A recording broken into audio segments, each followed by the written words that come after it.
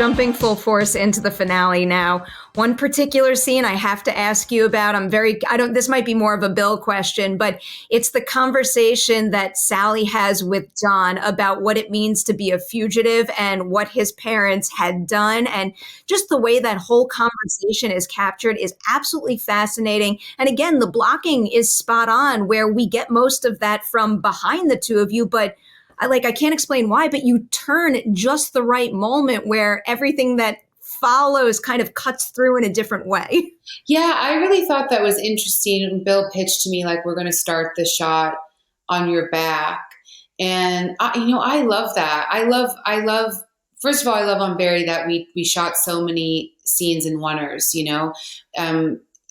sometimes that would be planned in the coverage, and sometimes that would be something that would surprise us on the day, and we would move away from coverage that was planned and shoot something in a oneer very theatrically, like a play. And I thought it was such a smart choice because it's the first time in the whole series really where Sally drops everything and is completely honest with herself, with her son, and she's having these realizations in real time as well about what kind of person she is, what kind of person this little boy is that she made, who she has never even fully taken in.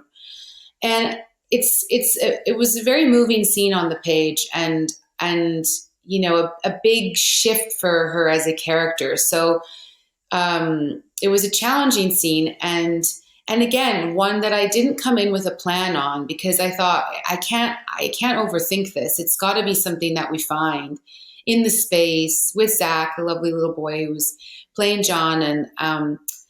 And so this idea of starting with my back to camera, I thought was just the way to go. And for me, going all the way back to my fear of cameras, which I've since overcome, it gave me this privacy, right? Like, it's like, sometimes you're shooting a really private moment and behind the camera, there's, 50 people and everybody's frozen in a funny position. And, the big acting job is pretending not to see that, and so I didn't have anything to look at. I was in that room and I was looking at those boxes and it offered me such privacy, such intimacy with the moment. And then the rest of the blocking, Bill was quite open to us organically finding about when she turns and all of that. And it was a lovely shoot. And I got to thank our crew because it was like a very tight room. So ultimately, when I did turn around and I did see 40 people, I mean, bless them, they were so still. I mean, I don't think anyone was even breathing. They really gave me a frozen tableau for ultimate privacy. And I was so grateful for that because it's not easy to do if you're holding a boom or, operating the camera. And yeah, they were so focused and it was such a gift. I love that scene so much. So I'm going to end with this question. And I'm not even happy that I'm asking this at all because I don't want you to explain away the end of your performance there. But, given what you just brought up with, the slight sense of joy she has in saying no, but then she gets in the car and there's just so much subtlety in the way you look at those flowers and just the expression on your face. And it leaves me wondering, can Sally ever be truly happy down to her core and satisfied with where she is in life and what she has? Oh, such a good question. I think I just love that scene. When I read it on the page, I kind of thought, I mean, no fireworks, no murder, no suicide, no, she's just in a car driving at night, with these supermarket flowers on the passenger seat. And what's so beautiful about it is there is this very simple contentment. And it's, we met this actress years ago who was ruthlessly ambitious and narcissistic and, wanted to be a star and probably wanted an Oscar and all the accolades.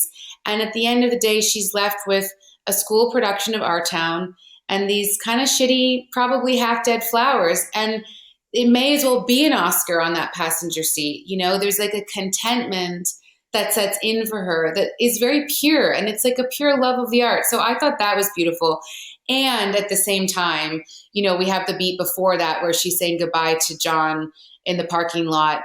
And we see a little glimmer of the old Sally where he says, I love you. And instead of saying, I love you too, she's like, was it good? It was good, right? Was it, and it's this this little callback to this actress who still needs that external validation, who's still sort of got this myopia and is in her own little tunnel of like, was I good enough, you know? And I thought it was so beautiful. It's like she hasn't fully changed. There's a piece of the old Sally still there, and whether she's ever going to be fully okay or like suddenly become a really generous and honest person, I doubt it. But she's definitely further along in life, and there's a joy, and I think she loves her students, it feels like, and you know, she's content, and that was satisfying and unexpected for this show. In a season-long arc, I just absolutely love when you can very much see the change a character experiences, but still hold true to the person they were day one. That makes the change more authentic, more believable, and it makes it something you can carry with you and maybe even feel inspired by after the show is over. Yes, I love that. That's so right. I love that.